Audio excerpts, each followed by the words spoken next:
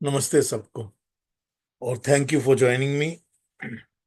मुझे मेरे पास एक नया माउस आ गया जो कि मुझे समझ में नहीं आ रहा कि how to operate as yet. चलिए कोई बात नहीं, विल गेट ओके। आज और इंदिरा जी ने कहा था कि वो पता नहीं किस चीज़ में बिजी हैं, वो शायद ज्वाइन नहीं करेंगी। और अरुणा जी ने कहा है कि वो थोड़ा लेट आएंगी। और अरुणा जी ने गीता की वो नहीं, सॉरी, संस्कृत की क्लास अटेंड करनी थी, इसलिए वो लेट आएंगी। इसके दो बातें हो सकती हैं कि एक तो ये कि हर सैटरडे को आप अरुणा जी अगर संस्कृत क्लास ज्वाइन करेंगी तो हमारे साथ नहीं ज्वाइन करेंगी। But anyway what ever it is, ठीक है। आज जो शुरू करने की बात है मैं करने वाला हूँ, नीलांजना जी ने जो पूछा था उसकी ऊपर मैं शुरू करने वाला हूँ। नीलांजना जी ने मुझे दो श्लोक भेजे थे जो कि गीता के श्लोक हैं दोनों, और उन्होंने कहा था कि इसको समझाने बताने के लिए। तो नीलांजन जी, आपको अगर बीच में हो तो मुझसे आप पूछ लीजिएगा जरूर, अगर कोई क्वेश्चन आपके दिमाग में आए जब मैं बता रहा हूं तब भी। पहला श्लोक तो उन्होंने जो पूछा था वो हमारे चौथे फोर्थ चैप्टर का 24 नंबर का श्लोक है, चौथे चैप्टर का 24वां श्लोक। और दूसरा उन्होंने पूछा है 15वें 15th चैप्टर का, आई थिंक 14 नंबर का श्लोक। जो 15th चैप्टर का श्लोक है वो तो हम अभी करेंगे, क्योंकि हम 13 खत्म कर रहे हैं, तो हम 15 पे आएंगे ही थोड़ी देर बाद, तो उस पर बात कर लूंगा। अभी मैं शुरू करता हूं आपको 15th चैप्टर 4th चैप्टर के 24 श्लोक के साथ, जो उन्होंने पूछा है क्वेश्चन। एक बात उन्होंने और पूछी है जो उन्होंने मुझे अपनी वॉइस में रिकॉर्ड करके भेजी थी, मैं आपको सबको सुना दूंगा। उसका कुछ कुछ जवाब तो आपको इसी में मिल जाएगा, जो 24 है इसी में मिल जाएगा। कुछ जवाब आपको फिर मैं बता दूंगा इन डिटेल। तो ये क्या कहता है हमको, ये कहता है ब्रह्म अर्पणम 24, चौथे अध्याय का 24वां। ब्रह्म अर्पणम, ब्रह्म हवि, ब्रह्म अग्नि, ब्रह्मणा हुतम, ब्रह्म एव तेन गंतव्यम, ब्रह्म कर्म समाधिना। ये है हमारा श्लोक। तो इस श्लोक में हमने देखना ये है कि एक तो ब्रह्म जो है वो कई बार आया है और अलग अलग तरीके से आया है। और दूसरी बात इसमें समझने वाली होगी यज्ञ, यज्ञ के बारे में इसमें बताया गया है। तो अब इसको समझाने के लिए मैं दो वर्ड्स को स्पेसिफिकली आपको समझाना चाहता हूं, दो शब्दों को। पहला शब्द तो है ब्रह्म, और दूसरा शब्द है यज्ञ। ब्रह्म का क्या मतलब, हम क्या समझते हैं, ब्रह्म शब्द से हम क्या समझते हैं। तो ब्रह्म शब्द से तो हम ये समझते हैं कि ब्रह्म जो वर्ड है उसका मतलब होता है कोई भी ऐसी एक पदार्थ या शक्ति जिसको कि हम कहते हैं कि ये महान है, ये ग्रेट है। ग्रेट इसलिए है क्योंकि वो महान काम करती है, बड़े बड़े काम करती है, ग्रेट काम करती है, तो महान। दूसरा उसका एक गुण ये होता है कि वो एक्सपेंसिव होती है, वो अपने आप को मल्टीप्लाई करती है या बहुत बनाती है, या लोग चीजों को बढ़ा या हर चीज को एक्सपैंड करती है, या अपने पावर्स को एक्सपैंड करती है। ये दो गुण जरूर होने चाहिए तो हम उसको ब्रह्म कहते हैं। तो प्राइमरीली तो हम तीनों परमानेंट जो हमारे पदार्थ हैं, चीजें हैं, परमात्मा, जीवात्मा और मूल प्रकृति, इन तीनों को हम ब्रह्म कहते हैं। इसीलिए कहते हैं क्योंकि परमात्मा तो ब्रह्म है ही, महान तो है, इसमें कोई डाउट नहीं कि उससे महान कुछ नहीं है। और परमात्मा जो है वो अपने तेज से एक्सपेंसिव हमेशा रहता है। उसी का तेज पड़ता है तो प्रकृति के परमाणु काम करते हैं और प्रकृति बनती है, अर्थ बनती है, प्लैनेट्स बनते हैं, इतने सारे सूरज चांद सब बनते हैं, क्रिएशन बनती है। और फिर परमात्मा इस तरह की एक कहीं और भी बना रहा है क्रिएशन, फिर कहीं और क्रिएशन बना रहा है, 400 500 पता नहीं कितने यूनिवर्सेस बना रहा है, कॉन्स्टेंटली क्रिएट कर रहा है। तो इसीलिए परमात्मा को ब्रह्म कहते हैं। जीवात्मा को ब्रह्म इसलिए कहते हैं क्योंकि जीवात्मा जब आत्मा होती है वो भी तो एक महान शक्ति है ना। कोई भी आत्मा नहीं हो तो कोई शक्ति तो होती नहीं किसी शरीर में या किसी में। तो जब वो किसी भी बॉडी में, फिजिकल बॉडी में एंटर करती है तो वो एक्सपेंसिव का काम शुरू करती है। बॉडी पहले तो अपनी बॉडी को ग्रो करना शुरू करती है, बड़ी होना शुरू होती है। फिर वो अपने सोशल सर्कल को, इन्फ्लुएंस सर्कल को बढ़ाती है। उसके बाद फिर वो अपने परिवार को, बच्चे पैदा करते हैं, फिर वो बहुत सोसाइटी को क्रिएट करते हैं। तो एक्सपेंसिव का काम तो जीवात्मा करती है, इसलिए उसको भी ब्रह्म कहा जाता है। तीसरा, ब्रह्म प्रकृति को इसलिए कहते हैं क्योंकि मूल प्रकृति के ऊपर जैसे ही परमात्मा का तेज पड़ता है, वो मल्टीप्लाई होनी शुरू हो जाती है। उसके बहुत सारे और फॉर्म्स होते हैं, कई प्लैनेट बनते हैं, कितनी अर्थ, मून, सन, पता नहीं क्या क्या बनना शुरू होता है। और फिर जो बनता है वो भी एक्सपेंसिव होता है।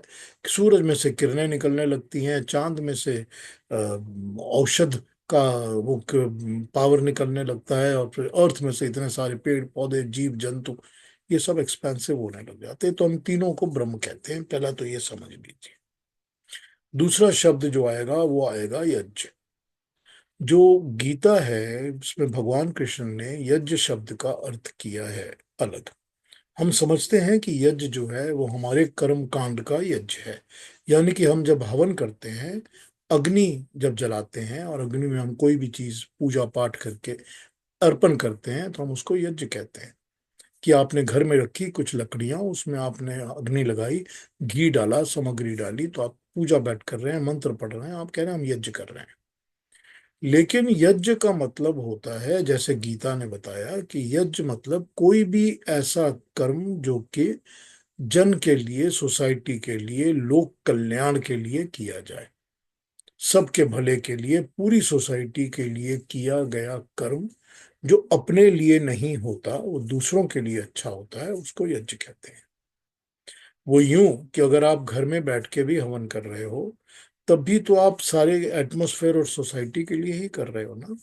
आप जब घी डालते हो अग्नि में, या अग्नि में आप सामग्री डालते हो, तो वो फैलती है ना हर जगह। उसका जो तेज है, धुआं है, वो हर जगह फैलता है ना। उसका स्मेल, खुशबू सब फैलता है, असर भी फैलता है, क्वालिटी भी फैलती है, और सब जगह उसका अच्छा असर होता है। तो जब ये होता है तो अपने लिए तो होता नहीं, मैं अपने लिए तो कर नहीं रहा। अपनी तो मैं अपनी चीज को तो मैं अर्पण कर रहा हूँ। कि मैंने जो घी खरीदा वो तो मैं डाल रहा हूँ अग्नि में, मेरा तो जो था वो अग्नि में भस्म हो गया, भस्म होके वो फैल गया एनवायरमेंट के अंदर। तो यज्ञ जो है वो गीता कहती है, यज्ञ कर्म वो होता है जो जन कल्याण के लिए, लोगों के भले के लिए किया जाए, उसको यज्ञ कहा गया है गीता में। तो कॉन्सेप्ट के लिए ब्रह्म और यज्ञ, ये दो शब्द तो क्लियर हो गए। अब इस श्लोक पर आ जाते हैं जो अभी हमने पढ़ा। ये 24 नंबर का श्लोक हमको कहता है, ब्रह्म ही है अर्पणम, यानी कि घृत को यज्ञ अग्नि में अर्पण करने वाला ब्रह्म ही है जिसको हम अर्पण कर रहे हैं। ब्रह्म ही है, इसको मैं पढ़ लेता हूं एक बार। यज्ञ में मैं मिट जाता है, तू रह जाता है। निष्काम कर्म में भी अपनापन नहीं रहता, सब कुछ भगवान को अर्पण करके कर्म किया जाता है। इसी भाव को व्यक्त करते हुए भगवान कृष्ण कहते हैं, यज्ञ में प्रयुक्त होने वाला स्रुवा ब्रह्म है, यज्ञ में दी जाने वाली हवि ब्रह्म है। जीवन यज्ञ में ब्रह्म द्वारा, ब्रह्म रूपी अग्नि में होम हो रहा है। ब्रह्म रूपी कर्म की समिधा द्वारा उसे ब्रह्म को ही प्राप्त कराना है, यही उसका मंतव्य है। सब तरफ ब्रह्म ही ब्रह्म देखकर जो कर्म करता है, श्रुआ हवि होम भी जो ब्रह्म रूप ही समझता है, इस ब्रह्म यज्ञ के कारण वह कर्म के बंधन में नहीं पड़ता। अब इस श्लोक को समझिए कि क्या कह रहे हैं इसमें भगवान कृष्ण। इसमें भगवान कृष्ण ये कह रहे हैं कि तुझे निष्काम कर्म कैसे करना है, तुझे किस तरह से कर्म के साथ और कर्म फल के साथ नहीं जुड़ना है। उसके लिए तुझे अपने दिमाग में ये बात समझनी पड़ेगी कि तेरा तो कुछ है ही नहीं, तूने तो कुछ बनाया ही नहीं है, तू क्या कर रहा है ये समझ। पहली तो बात ये है कि जो तू ये,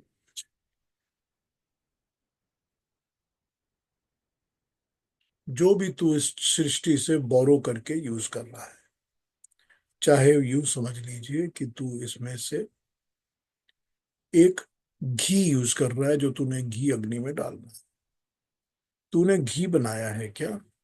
तू बना सकता है क्या? तू नहीं बना सकता। वो घी जो है वो प्राकृतिक वस्तुओं से तुझे प्राप्त हुआ है। जब तक वो गाय का दूध नहीं होगा, घी नहीं बनेगा। जब तक गाय नहीं होगी, गाय का दूध नहीं होगा। तो जब तक वो बनाने वाला गाय को नहीं बनाएगा, तब तक गाय नहीं बनेगी। तूने क्या बनाया है? तो तू वही यूज कर रहा है, चाहे तू घी, अपने घी की अर्पण दे रहा है और अर्पण कर रहा है, समीधा दे रहा है, या लकड़ी समीधा जला रहा है, या सामग्री डाल रहा है, जो भी तू कर रहा है वो सब कुछ तूने प्राकृतिक चीजों से बोरो किया है, जो सब ब्रह्म का बनाया हुआ है। जैसे तू खाना जो खाता है, जो तू अन्न खाता है, वो अन्न भी तो ब्रह्म का बनाया हुआ ब्रह्म अन्न है। तू तो एक गेहूं का बीज भी अपने आप मैन्युफैक्चर नहीं कर सकता, जब तक कि उस बीज को ना दिया जाए प्रकृति द्वारा, परमात्मा द्वारा, ताकि तू उसको बोएगा, बो के फसल उगाएगा। लेकिन बोने के लिए भी तो तेरे को एक बीज चाहिए ना, वो भी तो परमात्मा ने दिया हुआ है ना, वो भी तो ब्रह्म है ना। वो भी तो ब्रह्म गुण वाला है, क्योंकि वो जैसे ही मिट्टी में पड़ता है वो एक्सपैंड करता है और मल्टीप्लाई करता है अपने आप को। तो उसमें भी तो ब्रह्म के गुण है ना। तो ब्रह्म को अन्न भी तो ब्रह्म है। उसी तरह से जो भी तू ले रहा है, जो यूज कर रहा है, सब ब्रह्म है। और तू अर्पण किसके लिए कर रहा है? अर्पण भी तो तू ब्रह्म के लिए कर रहा है। तो ये जितना कुछ तू कर रहा है, ये सब ब्रह्म के लिए ही कर रहा है। तो जो अपने जीवन को इस तरह जीता है कि मैं जो ले रहा हूं वो तो मैं ब्रह्म से, परमात्मा से ले रहा हूं, तो मैं पहले ही उस ऊपर वाले परमात्मा का शुक्रगुजार हूं कि मुझे उसने ये दिया है जो मैं यूज कर रहा हूं। और फिर जो मैं अर्पण कर रहा हूं, किसके लिए कर रहा हूं? मैं वो भी ब्रह्म के लिए कर रहा हूं। तो जब मैं अर्पण भी ब्रह्म के लिए कर रहा हूं, यूज भी मैं ब्रह्म की चीजों को कर रहा हूं, तो इसमें मैं का जो भाव है, ये जो मेहनत मैं कर रहा हूं, कष्ट मैं कर रहा हूं, ये भी तो मैं अपनी तरफ से लोक कल्याण के लिए, ब्रह्म के लिए, परमात्मा के लिए ही अर्पण कर रहा हूं। तो मेरी प्यारी वस्तु क्या है इसमें? मेरी अपनी प्यारी चीज क्या है? मेरी अपनी प्यारी चीज मेरी मेहनत है। मेरी अपनी प्यारी चीज मेरा पराया, अपने द्वारा कमाया हुआ धन है, जिससे कि मैंने घी खरीदा है या समीदा खरीदी है। वो भी तो मैं अर्पण कर रहा हूं ना। तो जब मैं कर्म करता हूं, कोई भी कर्म करता हूं, तो अगर मैं वो कर्म ये समझ के करता हूं कि जो कर्म करने के लिए मुझे सारे टूल्स मिले हैं, रॉ मटेरियल मिला है, एनवायरनमेंट मिला है, वो सब परमात्मा ने दिया है। और मैं जो कर्म कर रहा हूँ वो मैं कर्म इसीलिए कर रहा हूँ ताकि उससे लोक कल्याण हो, सबका भला हो। जब ये भावना दिमाग में आ जाएगी, तो अपने आप कर्म जो है वो निष्काम कर्म होंगे। कामनाएं मिटनी शुरू हो जाएंगी, कामनाएं निष्काम हो जाएंगी। मुझे ये नहीं सोचना पड़ेगा कि ये मेरा मैं क्या है, क्योंकि जैसे ही स्वार्थ आता है, मैं आता है, मेरे लिए, मुझको, मैं, मेरा, मेरे लोगों के लिए, मेरे बच्चों के लिए, उसी समय जो कर्म होता है वो स्वार्थ कर्म हो जाता है, वो सकाम कर्म हो जाता है, वो निष्काम नहीं होता। तो ब्रह्म को अर्पण किया हुआ हर कर्म यज्ञ कर्म बन जाता है। वो परमात्मा को ही अर्पण किया होता है। परमात्मा की ही वस्तु को यूज करता हूँ, परमात्मा द्वारा दी गई ही चीजें लगाता हूँ और परमात्मा को ही अर्पण कर देता हूँ। अपने लिए उसमें से कुछ नहीं रखता। इदन्न मम, मेरे लिए इसमें कुछ नहीं है। और इसमें से जो हवि और फल मिलेगा, अब जैसे ही मैंने हवन के अंदर घी डाला, वो घी जो है वो जलकर सारे एटमॉस्फेयर में फैल गया।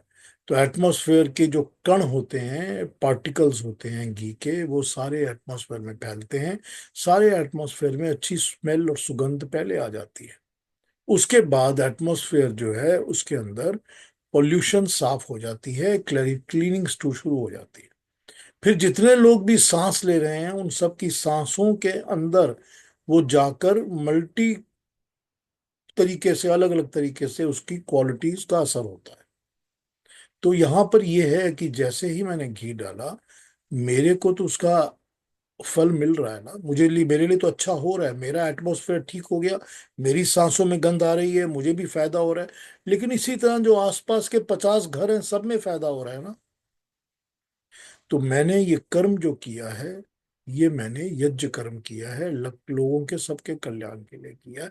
मुझे तो मिलेगा ही कर्म फल, जितना मेरा हिस्सा है वो मुझे मिलेगा। जितनी मेरी सांसें मैं खींच सकता हूं उतना सांस मेरी जाएगी, मुझे इसका फल मिलेगा। लेकिन ये तो हो नहीं सकता कि मैं 100 लोगों का सांस अकेला खींच, ये तो हो नहीं सकता। मुझे तो उतना ही मिलेगा जितना मिलेगा। तो मैं जब ये समझ के कर्म करूंगा तो ये कर्म जो है ये निष्काम कर्म हो जाएंगे। ये मंत्र जो है, जो हम ये ब्रह्मणस्पते वाला मंत्र पढ़ते हैं, वो मंत्र और श्लोक हम पढ़ते ही इसीलिए हैं कि हम ये समझ कर ही सारा काम करें, कंजम्पशन करें, और कंजम्पशन को यूज करें कि हम ये परमात्मा को अर्पण करके कर रहे हैं। पहला बात तो ये हो गई। अब इससे आगे बढ़ता हूं, लेकिन अगला प्रश्न जो है, मुनि लांजना जी ने पूछा है कि जब हम कोई भी कर्म करते हैं तो उस कर्म को करने के पीछे कोई ना कोई तो हमारी एक आशा, उम्मीद होती है ना, तभी हम कर्म करते हैं। मैं अगर अच्छा पढ़ता हूँ तो इसलिए पढ़ रहा हूँ कि मुझे अच्छे मार्क्स मिले। अच्छे मार्क्स इसलिए मिले ताकि मेरे को अच्छा जॉब मिल जाए। अच्छा जॉब मैं इसलिए करता हूँ ताकि मैं अच्छी रोजी रोटी कमा सकूं। फिर रोजी रोटी कमाता हूँ तो मुझे लगता है कि अब मैं अपने फैमिली के लिए घर खरीद सकता हूँ, मैं आराम प्रोवाइड कर सकता हूँ जो हमारे घर को, फैमिली को, सबको चाहिए। तो ये सब चीजों के पीछे कहीं ना कहीं तो मैं अपने लिए कर रहा हूं ना कुछ। तो हर एक कर्म फल के साथ कैसे हो सकता है कि हम आशा ना रखें और बिल्कुल ना जुड़ें? यही क्वेश्चन था नीलांजन जी ने जो पूछा। अब यहां पर बात समझने की सिर्फ इतनी सी है कि जैसे हमने अभी पहले अपने श्लोक के अंदर जिसकी अभी बात की मैंने, हमने जैसे देखा है कि अगर कर्म निष्काम होंगे तो आप कहेंगे कि मैं क्यों पढ़ाई करूं, जब मुझे निष्काम ही रहना है, कामना ही कोई नहीं करनी, तो पढ़ाई कैसे करूं? तो उसके लिए तो पहले ही भगवान कृष्ण ने आपको कर्म, अकर्म, सुकर्म, कुकर्म सब समझा दिए हैं कि अच्छा कर्म कौन सा होता है। अच्छा कर्म वो होता है जो स्वधर्मी कर्म होता है। स्वधर्मी कर्म वो कर्म जिसके लिए तुमने खुद अपने आप को चुन के प्रेजेंट किया है। यानी कि मैंने जो एजुकेशन ली है, जो ट्रेनिंग ली है, जो मेरी प्रोफिशिएंसी है, वो सारा काम करना मेरा स्वधर्म है। पहली बात। दूसरी बात तो उन्होंने आपको ये बता दी कि सारे मनुष्यों की, जितने ह्यूमन बीइंग्स हैं, सबका जन्म ही इसीलिए होता है कि धर्म संस्थापनार्थाय, धर्म की संस्थापना करने के लिए कर्म करो। तो पहली तो ये समझ में आ गई कि कर्म तो यूं होने चाहिए। इसके अलावा हम जो कर्म करेंगे वो या तो कुकर्म होंगे या अकर्म होंगे, जो कि या अपने लिए स्वार्थ के लिए होंगे।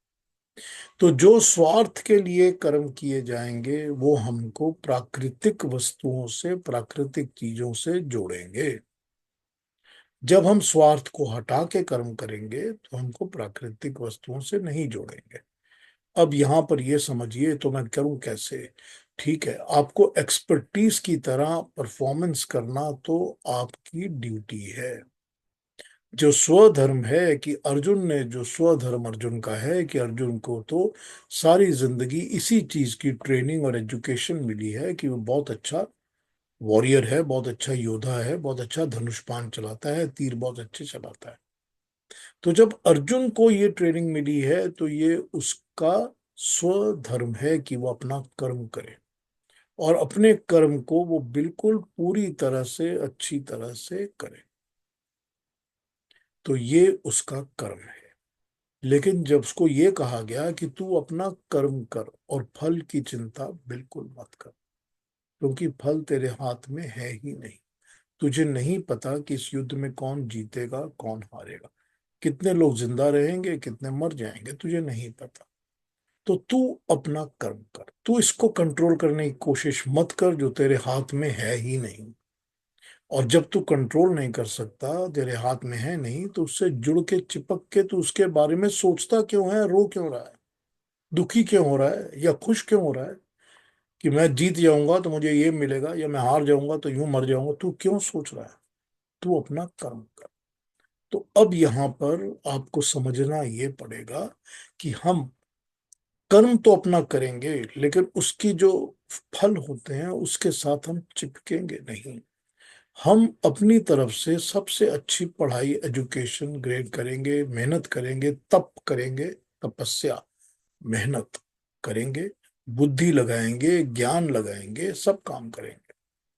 उसके बाद हम अपने कर्म का फल परमात्मा पर छोड़ देंगे।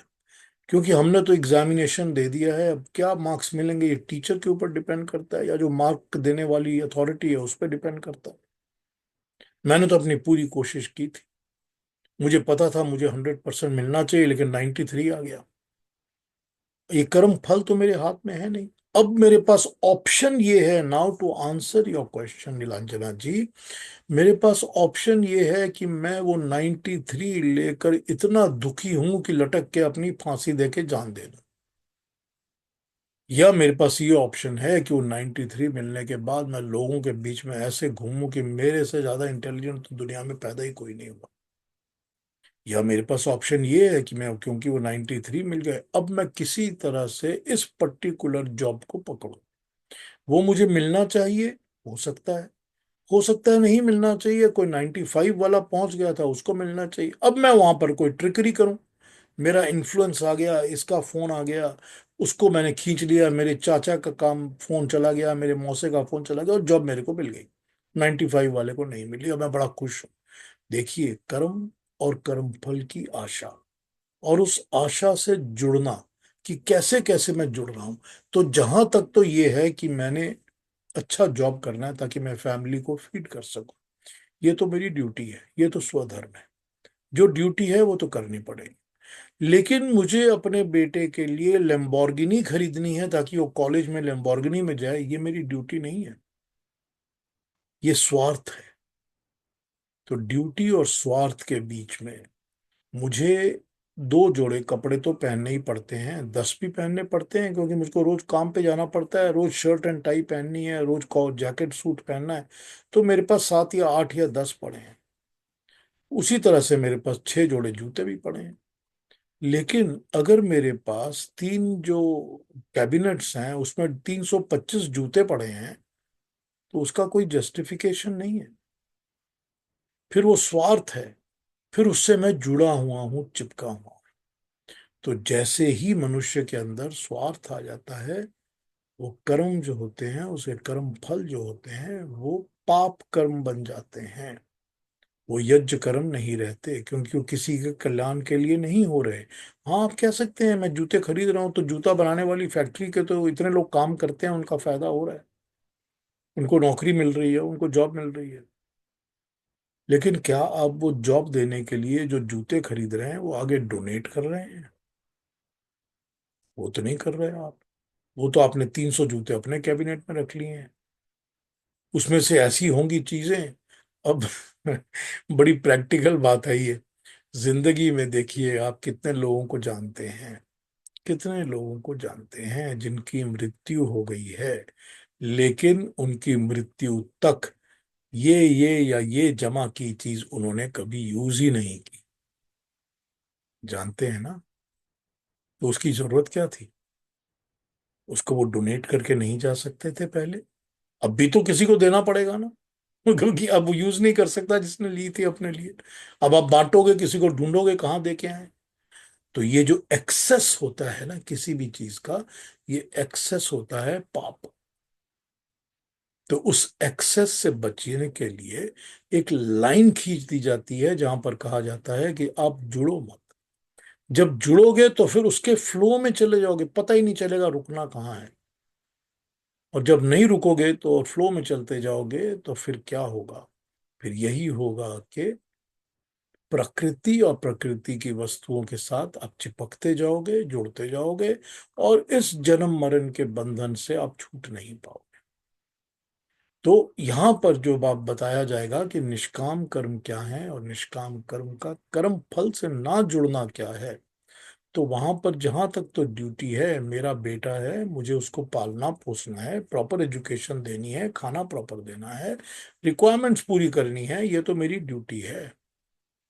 लेकिन मेरी ये ड्यूटी नहीं है कि मैं किसी और के हक को इसके लिए दे दूं, या मेरा बेटा अच्छा पढ़ाई करे इसके लिए मैं बगल वाले के बेटे को गंदे स्कूल में एडमिट करवा दूं। ये जी यहाँ कर लो जी, बहुत अच्छा है, क्यों? क्योंकि ताकि मेरा बच्चा बेटर रहे। ये तो नहीं है ना मेरी ड्यूटी। तो जहां पर ये कोई भी तिकड़मबाजी आ जाती है ना जिंदगी के अंदर, वो सब पाप कर्म होते हैं।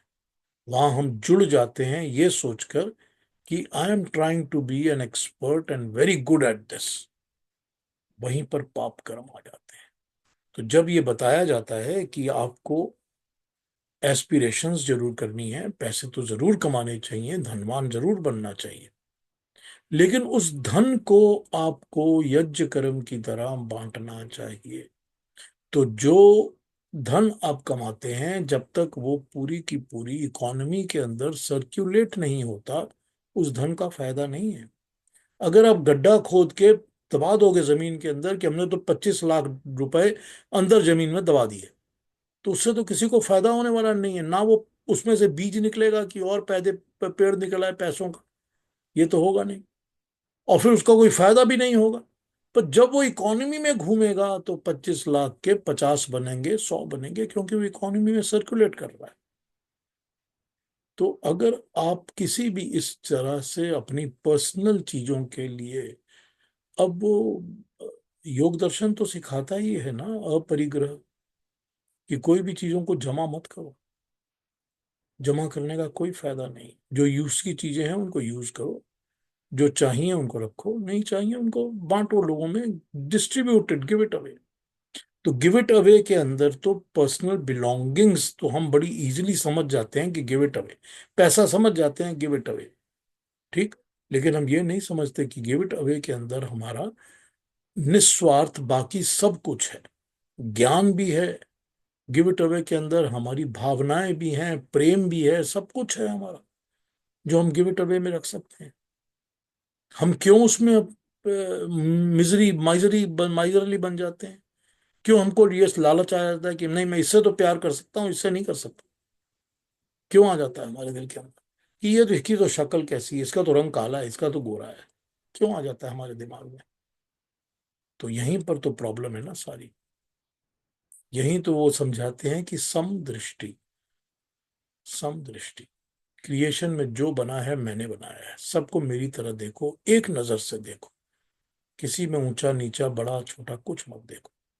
तो जब ये बातें समझ में आती हैं तो पता चलता है कि स्वधर्म मेरा क्या है और मेरा कर्म क्या है, और मुझे उस कर्म के फल से जो मिलना है उसके साथ मुझे नहीं जुड़ना। क्योंकि जो मिलेगा, जितना मुझे मिलना चाहिए वो मुझे मिलेगा। अब जैसे अरविंदो घोष कहते हैं, ये जो ह्यूमन नेचर है वो ऐसी होती है कि हमको जो मिलना होता है हमको उतना ही मिलना होता है, उससे ज्यादा हमको कभी मिल नहीं सकता। लेकिन हमारी आदत होती है कि हम छीना झपटी करते रहते हैं, कि जितना मिलना होता है उससे ज्यादा खींचो, उससे ज्यादा छीन छीन लो। हम उसी चक्कर में लगे रहते हैं। तो अब अगर इस बात को आप समझ लेंगे कि ये छीना झपटी जो है ये सारा पाप है, और ये छीना झपटी ही आपको उस प्राकृतिक शक्ति के साथ जोड़ के रखता है, चिपका के रखता है, लालच की तरह। तो जहां ये समझ में आ जाता है कि मुझे तो इतना अपने लिए रखना है, इसके बियॉन्ड मेरी जरूरत ही नहीं है, 2 वक्त की रोटी खानी है, कितना खा लेंगे? इतना ही खा सकते हैं ना, चलिए खा खा के पेट मोटा हो गया, तब भी तो उतना ही खा सकते हैं उससे ज्यादा कितना खाएंगे? लेकिन फिर जमा, और भी जमा करो, और भी जमा करो, इसको भी रख लो, उसको भी रख लो, इससे छीन लो, उससे ले लो, उसको ना मिले मेरे को मिल जाए। तो ये सब पाप कर्म है। जब ये समझ में आ जाता है तो फिर निस्वार्थ कर्म करना, निष्काम कर्म करना, फिर वही बात, सब कुछ तो ब्रह्म का है ना, सब परमात्मा का दिया हुआ, उसी को हम यूज कर रहे हैं और करके उसी को अर्पण कर रहे हैं, उसी से हम मांग भी रहे हैं। फिर ये कैसे हम कर रहे हैं कि हमको मिल तो सब कुछ रहा है उससे, हम देने को तैयार नहीं है कुछ भी। तो जब देने को तैयार नहीं है तो फिर अर्पण होने ही वाला नहीं। तो नहीं नहीं अर्पण होने वाला तो उस चीज का हमको ना फायदा मिलेगा ना लाभ मिलेगा, क्योंकि वो स्वार्थ में चला जाएगा, वो प्राकृतिक कंजम्पशन में आ जाएगा और हमको प्रकृति के ब्रह्म चक्र के साथ चिपका के रखेगा, जोड़ के रखेगा, हमको अलग नहीं होने देगा। तो ये जो आपने क्वेश्चन पूछा था नीलांजना जी, और जो आपने एक श्लोक के बारे में पूछा था, तो ये आज उसके बारे में बात हुई है। अब पहला तो नीलांजना जी, अगर आपने समझा है या इसमें कोई क्वेश्चन है या कंफ्यूजन है तो मुझसे पूछ लीजिए। I will answer that to you. अपने आप को अनम्यूट करके पूछ लीजिए। बिल्कुल। तो ये बात मुझे हैरानी इस बात की हो रही है कि मैंने जब आपको ये ब्रह्मार्पणम ब्रह्म हवि का मतलब पूछा था और आपने आज ये समझाया ब्रह्मैव तेन गंतव्यम ब्रह्म कर्म समाधिना, तो बिल्कुल मेरे दिमाग में आया कि आप मेरे सेकंड क्वेश्चन का भी उत्तर इसी में है। तो यही मैंने सेकंड आपको कहा ना कि दोनों का एक ही जवाब मिल जाएगा आपको। कल जब मैं वो आरजू काजमी जी के पॉडकास्ट पे आपने जो कर्म और कर्म फल का जो बताया था, तो जी। सुनते सुनते मेरे दिमाग में आया कि नहीं, बचपन में मैं पढ़ाई करती हूँ, फिर जवानी में मैं उसको हायर एजुकेशन करती हूँ, फिर मिडिल एज में मैं काम करती हूँ, काम कर कर करके ये सब करती हूँ। लेकिन ये जो है कि वो घी मैंने ब्रह्म से ही ली है, ब्रह्म को ही मैं उसको भविष्य के रूप से दे रही हूँ, और ये ब्रह्म तेन गंतव्यम ब्रह्म कर्म समाधि ना ही है, तो फिर यही तो यज्ञ है ना मेरा। अगर इसको समझ जाए तो फिर क्या।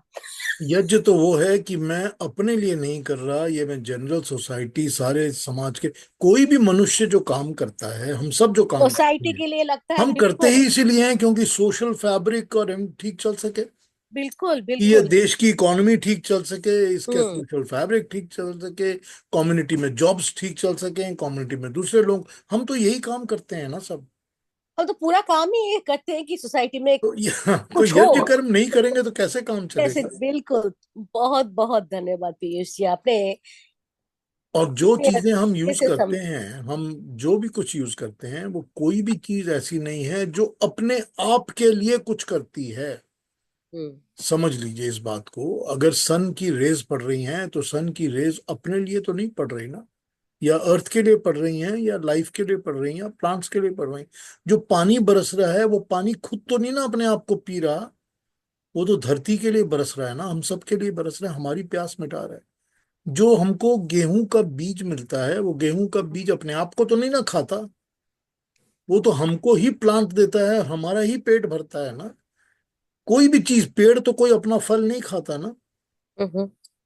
तो ये कोई भी चीज तो अपने स्वार्थ के लिए तो नहीं कर रही ना, वो तो सब जन कल्याण के लिए, परमात्मा के लिए कर रही है, यही तो ब्रह्म का काम है ना। बिल्कुल। तो हमने तो वो ब्रह्म से लेकर ही ब्रह्म को ही तो अर्पण करना है ना। और गंतव्य हमारा पर्पस ही यही होना चाहिए कि हम ब्रह्म के लिए ही कर रहे हैं। अब जो लोग डीप योग दर्शन पढ़ते हैं, जिन्होंने पढ़ा है या पढ़ते हैं, उन्होंने प्राणायाम की पद्धति में पढ़ा होगा कि प्राणों से प्राणों की आहुति दी जाती है, कि जो सांस होती है ना उसको ऐसे कंट्रोल किया जाता है कि हम सांस ले रहे हैं, लेकिन सांस को सांस के अंदर ही अर्पण करके दे रहे हैं कि ये हमने सांस के लिए दे दिया। ठीक है, मैं, मतलब it's a very difficult concept and difficult practice, लेकिन ये होती है। हमने भी अपने गुरु से सीखा है और हमने कोशिश भी की है और करके भी देखा है। उस तरह से प्राणायाम भी किया जा सकता है। तो अगर हम सांस को भी सांसों में अर्पण करने की प्रैक्टिस कर सकते हैं, तो उसका मतलब भी यही होता है कि हम अपनी हर मेहनत को उस परमात्मा के लिए अर्पण करके दे सकते हैं। तो जब हम उसको अर्पण करना शुरू करते हैं तो हमारा स्वार्थ मिट जाता है, personal interest, my me me and my ये खत्म हो जाता है। जब ये खत्म हो जाता है तभी वो कर्म जो है वो निष्काम कर्म होता है। और फिर निष्काम कर्म के फल के साथ अगर आप नहीं जुड़ते हैं, तभी आप तर सकते हैं, इस झमेले में से छूट सकते हैं। ये है उसकी पीछे की रियलिटी। हाँ जी नीलांजना जी। बिल्कुल। Thank you so much. मुझे ना इतना मतलब हंसी आ रही थी, मैंने पूछा क्यों ये। But you know it really help clarify things. लेकिन इस सोच को इंटरनलाइज करने में अभी भी काम तो बाकी है ना। यही तो यही तो वर्क इन प्रोग्रेस है ना, जिस पे हमको लगे रहना पड़ता है। बिल्कुल, थैंक यू, इसी के थैंक लिए यू तो सो इसी मच। के लिए तो हमको कई कई जन्म मिलते हैं ना, फिर हम उन जन्मों में लगे रहते हैं, लगे रहते हैं, लगे रहते हैं, कि हमको वर्क इन प्रोग्रेस करते रहना पड़ता है। कि हाँ भी थोड़ा समझ में आ गया, थोड़ा पकड़ लिया, इसको प्रैक्टिस करो, फिर और समझ में आएगा। इसलिए तो 18 चैप्टर लग गए ना भगवान को गीता समझाने में। हाँ जी, और कोई कुछ पूछेंगे, कोई कुछ कहेंगे? एनीबडी हैज एनी क्वेश्चंस कि आज जो 3 देर तक बात हुई है उसके बारे में? पीयूष जी, आपने प्राणायाम के बारे में बताया, तो हम लोग जो क्रिया करते हैं आर्ट ऑफ लिविंग में, तो क्रिया के बाद फिर हम लोग बंध लगाते हैं कि मुट्ठी से एब्डोमेन में दबा के सांस लेके उसको रोक देते हैं, और फिर जिससे वो पूरे शरीर में through the spine it's sort of distributed, और फिर विद इन, जब तक आधी मिनट हो या जो भी है, उसके बाद उसको फिर रिलीज कर देते हैं। सो आपने जो बताया ना, exactly on the same basis कि सांस को रोक के उसका भी प्रभाव किया जा सकता है। वो 3 तरह के बंद लगते हैं। हाँ, उद्यान मूलबंध। बंद, मूलाधार बंद, और बीच का पेट वाला बंद। राइट, राइट, ठीक राइट। ठीक है ना, तीनों बंद लगते हैं और तीनों के अलग अलग पर्पस होते हैं। बिल्कुल। और तीनों बंधों को लगाने से हम सांसों को रोक तो लेते हैं, लेकिन सांसों को यूज करते हैं to the betterment of the entire body. Right. ठीक। लेकिन लेकिन जिस तरह से ये 3 बंद लगा के हम सांसों को यूज करते हैं, उसी तरह से एक सांसों को अर्पण करने वाला भी प्राणायाम होता है, जिसमें हम बंद लेते समय या छोड़ते समय सांस को जितना चाहिए उससे कुछ ज्यादा या उससे कुछ कम छोड़ते हैं, या जितना लेना चाहिए उससे कुछ कम लेते हैं, और उस कम से ही पूरे शरीर को भर लेते हैं, बंद लगा लेते हैं। तो वो होता है कि हम सांसों को सांसों की आहुति दे के अर्पण कर रहे हैं। उसकी भी प्रैक्टिस होती है। कभी आपको हो सकता है वो सिखा देंगे, लेकिन आप जाएंगे तो आप सीख सकते हैं इस चीज को कि कैसे करना। थोड़ी मुश्किल है, क्रिया मुश्किल है। हम्म, क्रिया मुश्किल है, और जिन लोगों को ब्लड प्रेशर वगैरह होता है उनको तो अलाउ ही नहीं करते करने के लिए। लेकिन मुश्किल क्रिया है, पर होती है इस तरह से। बिल्कुल। ठीक है ना? हाँ जी, हाँ जी, और कोई कुछ धन्यवाद। पूछेंगे, कोई कुछ कहेंगे जिन्होंने आज की बात सुनी है अभी तक? If you want to ask me anything.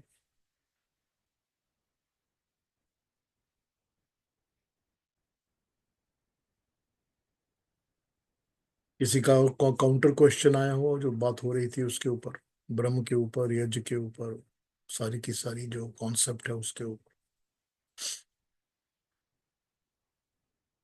पता नहीं अरुणा जी आ गई है क्या अभी तक? नहीं आई? चलिए शुरू करते हैं। हमने 13वें अध्याय का उपसंहार यानी कि कंक्लूजन शुरू करना है। 15 मिनट है, थोड़ा सा पढ़ लेता हूँ। 13th चैप्टर का जो कंक्लूजन है, इस कंक्लूजन में मैं जो पढ़ूंगा इसको आप लोग सुनेंगे, और सुनकर इस पर हम बातें करेंगे। लेकिन 13th चैप्टर जो है, इसकी जो अंडरस्टैंडिंग है, क्योंकि हमने इसको क्षेत्र और क्षेत्रज्ञ से समझा है, इसमें हमने आत्मा परमात्मा और मूल प्रकृति की बात की, जीवात्मा परमात्मा और मूल प्रकृति की बातें की। और उनमें से भी 2 को हमने क्षेत्रज्ञ समझा, एक को क्षेत्र समझा। और फिर उसको समझकर उसके गुण निर्गुण वगैरह, पंच महाभूत और 3 तरह के गुण, ये सारी बातें हमने इस चैप्टर में की हैं। तो बड़ी ऑब्वियस बात है कि ये चैप्टर 13 जो है, हालांकि इसके अंदर सिर्फ 34 श्लोक हैं, थोड़ा सा ज्यादा डीप है, इन डेप्थ है। तो इसके कंक्लूजन को भी हमको उसी तरह से इन डेप्थ जाकर समझना पड़ेगा।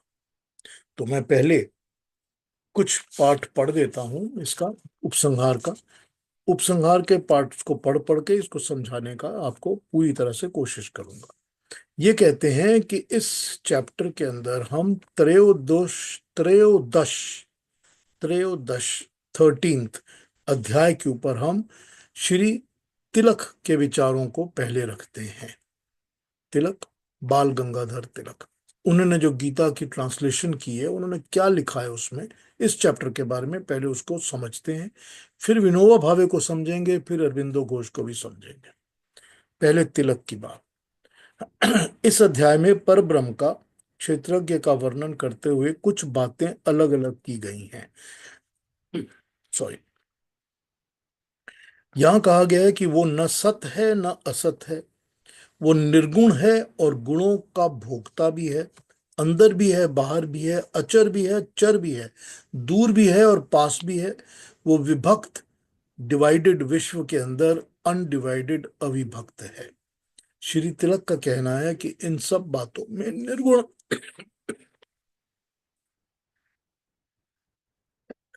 सॉरी इन सब बातों में निर्गुण और सगुण की समस्या को उठाकर उसका समाधान दिया गया है। प्रश्न ये है कि निर्गुण और सगुण की समुद्या समस्या क्या है और उसका समाधान क्या है। निर्गुण सगुण की समस्या। गीता परमात्मा को निर्गुण मानती है, अनादि, अनंत, निर्गुण, अव्यय, जो कि दिखता नहीं है, जिसका कुछ भी एक्सप्रेशन नहीं हो सकता, जो अनादि है, अनंत है, जिसका कोई गुण नहीं है। गीता ने 13वें चैप्टर के 31 में भी कहा है इसी बात को। गीता के सिद्धांत के अनुसार ब्रह्म जो है, परमात्मा जो है, वो अव्यक्त है, वो व्यक्त नहीं हो सकता, वो हमको एक्सप्रेस करके सामने नहीं दिख सकता, वो अव्यक्त है और निर्गुण है। निर्गुण है मतलब जो दिखता नहीं है, जिसका कोई भी समझ में, हमको क्वालिटी समझ में, पकड़ में नहीं आ सकती। प्रश्न ये है कि फिर निर्गुण से सगुण सृष्टि कैसे पैदा होती है। असत से सत, चर अचर से चर, दूर से निकट, निगुण से सगुण, ये क्या है? ये प्रैक्टिकल है या यूं ही कोई बातें बताई गई हैं? अगर ये मान लें कि निर्गुण ही सत्य है, सगुण सृष्टि है ही नहीं, मिथ्या है, सब कुछ असत है, तो ये कोई बात समझ में नहीं आ सकती, क्योंकि ये सारी सृष्टि हमको सामने दिखती है, प्रत्यक्ष है, दृष्टिगोचर है, आंखों के सामने क्रिएशन दिखती है। सगुण निर्गुण के विरोध का दूसरा समाधान ये हो सकता है कि सगुण सृष्टि को मिथ्या मानने की जगह निर्गुण ब्रह्म की तरह सत्य ही मान लिया जाए। ये भी नहीं हो सकता, क्योंकि यह निर्गुण सृष्टि तो घड़ी घड़ी बदलती रहती है, जैसी आज है वैसे कल नहीं है, जैसे कुछ देर पहले थी वैसे अब नहीं। तो फिर अव्यक्त से व्यक्त, असत से सत्य, निर्गुण से सगुण, ये केवल कविता वाली बात तो नहीं है। दोनों का दार्शनिक दृष्टि से समन्वय हो सकता है। तिलक का कहना है कि गीता के पर ब्रह्म का ये विरोधाभास का वर्णन कविता नहीं, यथार्थ है। कैसे? ये प्रैक्टिकल है, क्यों है? सृष्टि का ज्ञान केवल इंद्रियों के प्रत्यक्ष दिखाई देने वाले जड़ पदार्थों का ही ज्ञान नहीं है। हमारा ज्ञान क्या है? इंद्रियों द्वारा मन पर अनेक संस्कार पड़ते हैं। इन संस्कारों का एकीकरण, कॉन्सेंट्रेशन, आत्मा, क्षेत्रज्ञ के तौर पर किया जाता है। उदाहरण के लिए हम देखते हैं कि गीली मिट्टी से घड़ा बनता है। हमको आंखों से जो दिखता है वो इंद्रियों से समझ में आता है, या हमको जो भी इंद्रियों से, कान से, नाक से, हाथ पांव से, वो हमको इंद्रियों से ज्ञान मिलता है। लेकिन क्या ज्ञान हमको केवल इंद्रियों से मिलता है? तो ये कह रहे हैं कि जैसे कि हम देखते हैं कि गीली मिट्टी से घड़ा बनता है, परंतु ये नहीं जानते कि जिसे हम गीली मिट्टी कहते हैं, उस पदार्थ का यथार्थ तात्विक रूप क्या है, उसका रियल अल्टीमेट इंग्रेडिएंट रूप क्या है, ये हमको पता नहीं होता। चिकनाई कितनी है, गीलापन कितना है, मैला रंग है, या गोल आकार है, ये सारे गुण जब इंद्रियों द्वारा मन को पृथक पृथक मालूम हो जाते हैं, तब उन संस्कारों का एकाकरण करके हम आत्मा को गीली मिट्टी कहते हैं। चिकनाई होनी चाहिए, गीलापन होना चाहिए, कितना भार होना चाहिए, कितनी हाथ में आ जानी चाहिए, कितना ज्यादा क्या होना चाहिए, रंग कैसा होना चाहिए, ये अलग अलग चीजें जब एक सिंगल फैक्टर बनती हैं तो हमारी आत्मा में वो सिंगल फैक्टर कहता है कि ये गीली मिट्टी है। ठीक। हमको नॉलेज इसी तरह मिलता है, हम नॉलेज का डिफरेंशिएशन करके उसका एक सिंगल फैक्टर बना के अपने अंदर उसको समझ लेते हैं, हमारी आत्मा में वो आ जाता है। इसके बाद जब वो गीली मिट्टी गोल गोल पोला पोला रूप धारण करती है, सूख जाती है, टकराने से ठन ठन की आवाज आती है, तो इन गुणों का एकाकरण करके हम उसको घड़ा कहते हैं। अब घड़े के गुण क्या हो गए? वही गीली मिट्टी थी, अब वो सूख गई, सूख कर उसका एक शेप बन गई, शेप बन के वो अंदर से खाली हो गई, उसको ठक ठक करने से आवाज आती है, और वो इस तरह की एक चीज बन गई जिसका अब हमने घड़ा कह दिया। तो घड़ा भी तो एक कॉन्सेंट्रेटेड नॉलेज है ना, जिसके अंदर फ्रैक्शनल टूटा फूटा बहुत सारा नॉलेज है जो इकट्ठा कर लिया हमने। वो इकट्ठा करके ही तो हमको नॉलेज में समझ में आई कि बात क्या है ये। तो सारांश क्या हुआ? घड़े में एक तात्विक वस्तु है, वो भिन्न भिन्न आकार या रूप धारण कर सकती है। तात्विक वस्तु नहीं बदलती, वो दिखती भी नहीं है, आकार या रूप बदलता रहता है। तात्विक वस्तु जो उसका तत्व है, उसका जो मेन इंग्रेडिएंट है, उसका जो बेस है, वो नहीं बदलता। उसका अलग अलग आकार बन सकता है, घड़ा बन सकता है, सुराही बन सकती है, छोटा सा भाण बन सकता है, कप बन सकता है, लेकिन उसका बेसिक मेन इंग्रेडिएंट वो गीली मिट्टी नहीं बदलती, वो वही रहती है। इसका सबसे अच्छा उदाहरण हो जाता है कि हमको समुद्र और तरंग दिखती है या सोना और सोने के गहने दिखते हैं। वेदांत में ये उदाहरण दिए जाते हैं कि तरंगे बदलती रहती हैं, समुद्र बना रहता है। समुद्र तो वही है, उसके ऊपर की लहरें बदलती रहती हैं, हमको लहरें दिखती हैं ना, हमको लहरें ही दिखती है तो हमको लगता है कि ये समुद्र की लहरें हैं, तो हम उसी को समुद्र बनते समझते हैं, या उसी से हम समुद्र का कंसेप्ट अपने अंदर समा के लाते हैं। सोने की जो चीजें बनती हैं, कभी उसका हम अलग अलग अलंकार, कड़ा देखते हैं, अंगूठी देखते हैं, कंगन देखते हैं, लेकिन सबके अंदर सोना तो समान है ना। आकृतियों के इस परिवर्तन को उपनिषद ने नाम रूप कहा है। इन नाम रूपों से प्रति क्षण परिवर्तन होता रहता है, परंतु इनके मूल में आधारभूत कोई तत्व है जो इंद्रियों की पकड़ में नहीं आता। परंतु जो इन नाम रूपों से भिन्न भिन्न कभी बदलता नहीं है, जिस प्रकार से समुद्र पर तरंगे होती हैं, उसी प्रकार नाम रूप किसी भी एक मूल द्रव्य की तरंगों के समान है। इंद्रियां नाम रूप को पहचानती हैं। अब यहां पर कहते हैं कि जो ये कॉन्सेप्ट है, इसको उपनिषदों ने नाम रूप कहा है। नाम रूप, नाम जिस चीज का कोई नाम हो, किसी भी चीज का कोई नाम हो, घड़े का एक नाम है घड़ा। जैसे ही हम वो नाम लेते हैं, आपके दिमाग में उसका एक रूप आ जाता है। जैसे ही हम आपको कहते हैं ये कंगन है, तो आपके दिमाग में कंगन का नाम और उसका रूप आपके दिमाग में आ जाता है।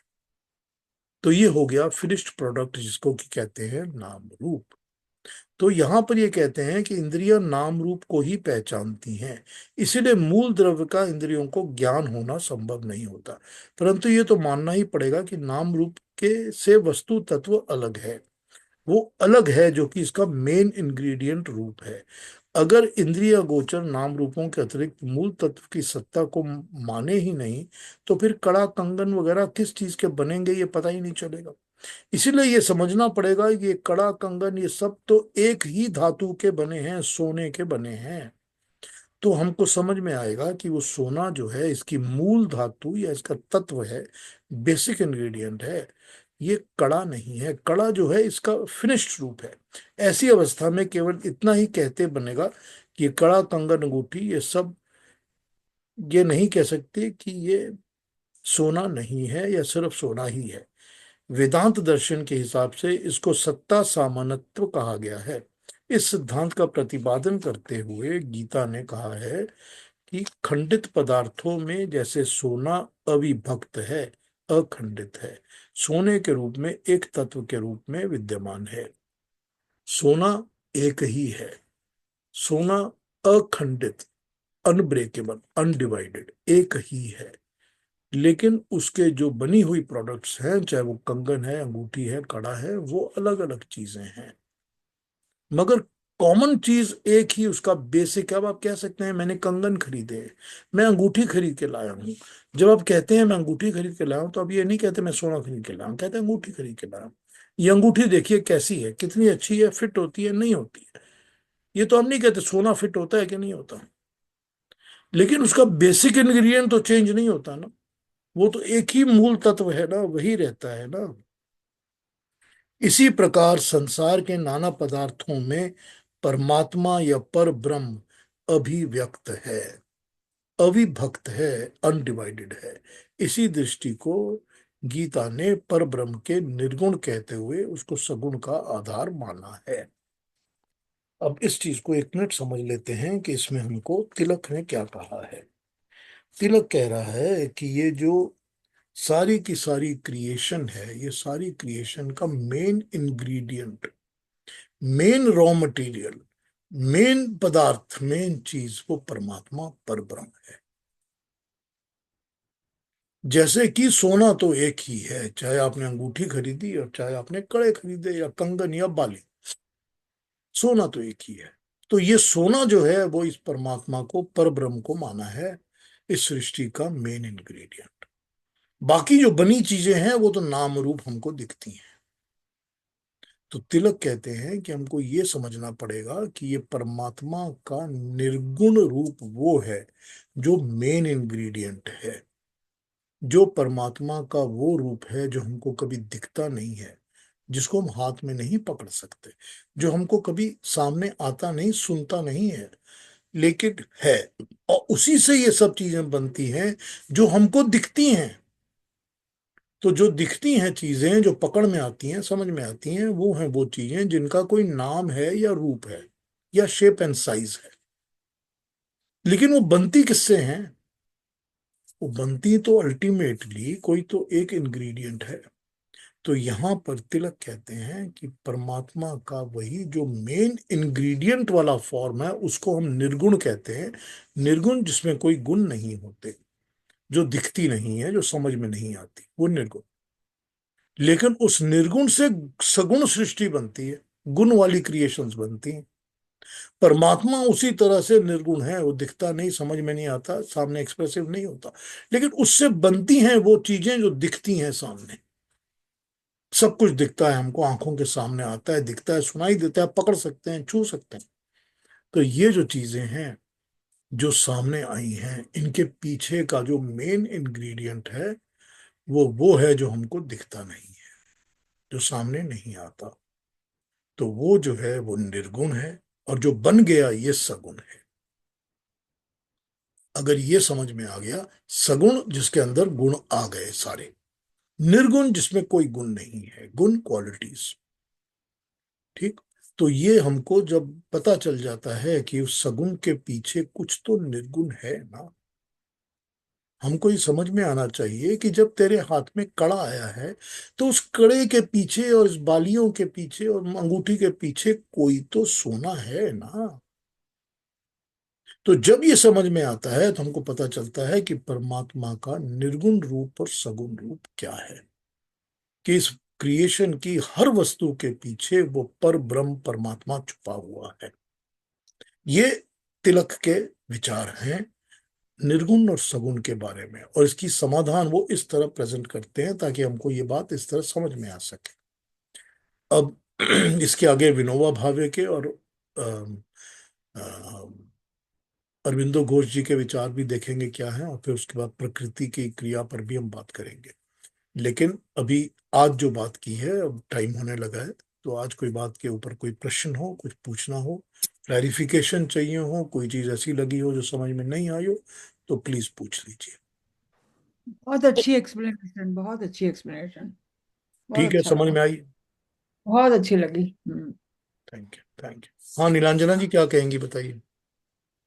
तो मुझे एक कंफ्यूजन है, आपने अभी जो बताया, ये जो अद्वैत वेदांत की जो है कि बेसिकली जो ये सोना है या मिट्टी है जिससे हम घड़ा बनाते हैं, ये जो मूल तत्व है, इस एलिमेंट से कुछ बन रहा है।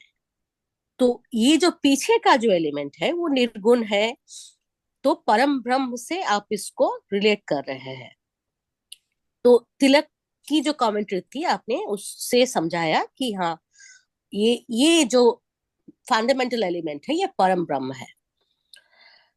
तो ये तो बात समझ में आ गई, लेकिन मुझे फिर इस बात की थोड़ी कंफ्यूजन हो रही है कि आपने कुछ दिन पहले बताया था कि परम ब्रह्म, परम परम आत्मा जो है और जीवात्मा जो है, वो जीवात्मा परमात्मा से नहीं बनती है, ये एक सेपरेट एंटिटी है। ये कॉन्सेप्ट अगर ये समझते हैं हम कि नहीं, जीवात्मा और परमात्मा एक ही चीज है और एक ही फंडामेंटल एलिमेंट से बनी है, तो वो अविद्या होगी। लेकिन इस इसका ये जो नॉन डुअल आपने जो एक्सप्लेनेशन आज दिया है, थोड़ा मुझे कॉन्ट्राडिक्शन हो रहा है, तो आप ये समझाएंगे प्लीज। इसमें कॉन्ट्राडिक्शन तो कुछ नहीं है ना। कोई कॉन्ट्राडिक्शन नहीं है। कॉन्ट्राडिक्शन इतना है कि आपको प्रिंसिपल समझ लेना पड़ेगा कि परमात्मा और जीवात्मा दो अलग अलग एंटिटीज हैं, जैसे मूल प्रकृति अलग एंटिटी है। इंटरेक्शंस होती हैं। परमात्मा का दखल हर चीज में है, जीवात्मा में है ताकि वो जीवात्मा को कर्म के हिसाब से जन्म दे सके, प्रकृति में है ताकि वो प्रकृति का क्रिएशन प्रोसेस बना सके, और जैसे वो क्रिएट करता है वैसे ही समेटता भी है, खत्म भी कर देता है, बनाता भी है। तो परमात्मा का तो इंटरफियरेंस है क्योंकि वो सर्वशक्तिमान है, क्योंकि वो उसके अंदर अनंत पावर है, वो सब कुछ कर सकता है, सर्वज्ञ है, सारा ज्ञान है और सारी शक्ति है। जीव आत्मा के अंदर अल्प शक्ति है, कम शक्ति है और ज्ञान भी कम है। मैं और आप वही कर सकते हैं जो मेरा शरीर कर सकता है, या आसपास कर सकते हैं, इन्फ्लुएंस सर्कल में कर सकते हैं। हम सारी की सारी क्रिएशन को नहीं बना सकते। तो जीव आत्मा लिमिटेड सोर्सेज में काम करता है। जीव आत्मा और परमात्मा में कॉमनैलिटी इतनी है कि वो भी एक चेतन तत्व है, कॉन्शियस है, और हम भी एक चेतन तत्व हैं, कॉन्शियस हैं। तो फिर वो मूल प्रकृति है, वो जड़ तत्व है, उसमें कॉन्शियस नहीं होती। हाँ पूछिए, क्या पूछ रही हैं। तो ये मुझे ये समझने की मुझे, I am trying to understand this कि नॉन डुअल कॉन्सेप्ट कैसे डुअल कॉन्सेप्ट में बदल रहा है। ये बात समझ में आई कि देखिए, परमात्मा। आपका कंफ्यूजन ये है कि डुअल कॉन्सेप्ट जो है वो ज्यादातर वेदांतियों द्वारा स्प्रेड किया गया है, करेक्ट। जिनको वेदांती समाज या वेदांती कहते हैं। वो करेक्ट। वेदांती ये कहते हैं कि हम जितनी भी जीवात्माएं हैं, हम परमात्मा से निकली हैं और परमात्मा में जाके मिल जाएंगे। हम्म। वेदांती ये भी कहते हैं कि जो ये क्रिएशन और सृष्टि सब आपको जो आज दिखती है, ये माया है, झूठ है, इल्यूजन, ये कुछ नहीं है। करेक्ट। लेकिन प्रॉब्लम तो यही है ना, प्रॉब्लम यहाँ पर ये है कि जब आप बेसिक प्रिंसिपल से हटते हैं हम्म। तो आपको हर टाइप की कंफ्यूजन होनी शुरू हो जाती है। हम्म। तो वेदांती कंफ्यूजन भी यही है कि हमको जो प्रकृति दिख रही है, जिसको हम यूज कर रहे हैं, जिससे साथ हम जी रहे हैं, जो हमारी बॉडी भी खुद प्रकृति की बनी है, हम कैसे कह दें कि सारा कुछ माया है, हम्म। ये कुछ दिखता नहीं है, सब झूठ है। जो बना है बिगड़ जाएगा, हाँ बना बिगड़ जाएगा, इसमें कोई डाउट नहीं है। हर चीज जो बनी है वो भी खत्म हो जाएगी, लेकिन वो सत्य है। सत्य का मतलब जो एग्जिस्ट करती है, जिसकी एंटिटी है, ये एंटिटी है, ये एग्जिस्ट करती है। तो इस डुअल कॉन्सेप्ट को निकालकर ट्रायो ट्रिपल का कॉन्सेप्ट दिमाग में जब तक नहीं बैठेगा, तब तक हम सिद्धांतों को क्लियरली समझ ही नहीं सकेंगे। तो आज तो टाइम नहीं है, एक दिन आप इस पे और थोड़ा बात करेंगे प्लीज। जरूर जरूर करूंगा, थैंक यू। जरूर करूंगा, कोई प्रॉब्लम नहीं। ठीक है, कोई और कुछ कहेंगे। हाँ जी, कोई और क्वेश्चन, किसी और ने कुछ कहना पूछना हो तो पूछिए, बताइए, before we wrap up today. हाँ जी, anybody. Thank you, Sita ji. I hope you've understood everything. Do you want to say something, Sita ji? No, thank you. I was enjoying listening to you today. I don't have it. I have to reflect on it. The more I reflect on it, the clearer it becomes. Thank you so much. Yeah, I hope it gets clear in the mind. It does. It does. That's what the Honestly, it purpose does. is. that's the hope, right? No, that's the truth. No मेरा तो यही आशा, मैं यही आशा लेके यही इतनी बातें पूछती हूँ. ठीक बात. हम सबका यही होता है कि क्लियर हो जाए ना दिमाग में. हाँ जी, बिल्कुल. तो फिर कल मिलें. कल मिलते हैं. Thank you so much. तो सबको धन्यवाद. Thank you very much for being with me. Join me tomorrow and will carry on. ठीक है. Thank you. नमस्ते सबको. नमस्ते. Thank you.